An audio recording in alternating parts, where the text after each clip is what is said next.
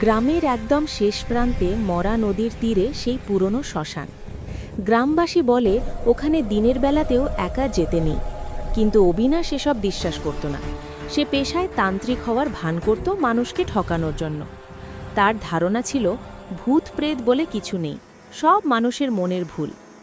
এক অমাবস্যার রাতে বন্ধুদের সাথে বাজি ধরে অবিনাশ ঠিক করল সে ওই শ্মশানে রাত কাটাবে। হাতে একটা টর্চ আর কাঁধে একটা ঝোলা নিয়ে সে রাত 12টার সময় শ্মশানে গিয়ে পৌঁছাল। অদ্ভুত সেই দৃশ্য। শ্মশানে ঢুকেই অবিনাশ দেখল মাঝখানে একটা চিতা জ্বলছে, অথচ আশেপাশে কেউ নেই। সাধারণত চিতা জ্বালিয়ে ডোম বা আত্মীয়রা আশেপাশে থাকে, কিন্তু সেখানে শ্মশান একেবারে নিস্তব্ধ। আগুনের শিখাগুলো স্বাভাবিক লালের বদলে যেন কিছুটা নীলচে রঙের।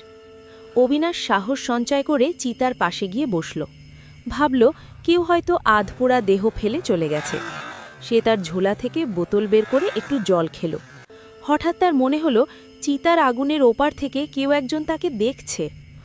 ভয়ঙ্কর সেই মুহূর্ত। টর্চটা জ্বালাতেই অবিনাশের রক্ত হিম হয়ে গেল। চিতার ওপাশে একটা বিভৎস মূর্তি বসে আছে। তার গায়ের চামড়া ঝুলছে, চোখের মণি দুটো উল্টানো, পুরোটাই সাদা। সেই মূর্তিটি হঠাৎ মুখ তুলল আর এক বিকট গলায় হাসতে হাসতে বলল, অবিনাশ, অনেক দিন পর জ্যান্ত মানুষের গন্ধ পেলাম। আজকের চিতাটা শুধু তোর জন্যেই সেজেছে। অবিনাশ চিৎকার করতে চাইল, কিন্তু তার গলা দিয়ে কোনো শব্দ বেরোল না। সে দেখল তার পা দুটো মাটির সাথে যেন কেউ আঠা দিয়ে জুড়ে দিয়েছে, নড়ার ক্ষমতা নেই। অদৃশ্য টান। হঠাৎ সেই জ্বলন্ত চিতা থেকে একটা হাত বেরিয়ে এলো। হাতটা মানুষের নয়, কালো, লম্বা নখওয়ালা আর হাড়সার। সেই হাতটা অবিনাশের গলা লক্ষ্য করে এগিয়ে আসতে লাগলো।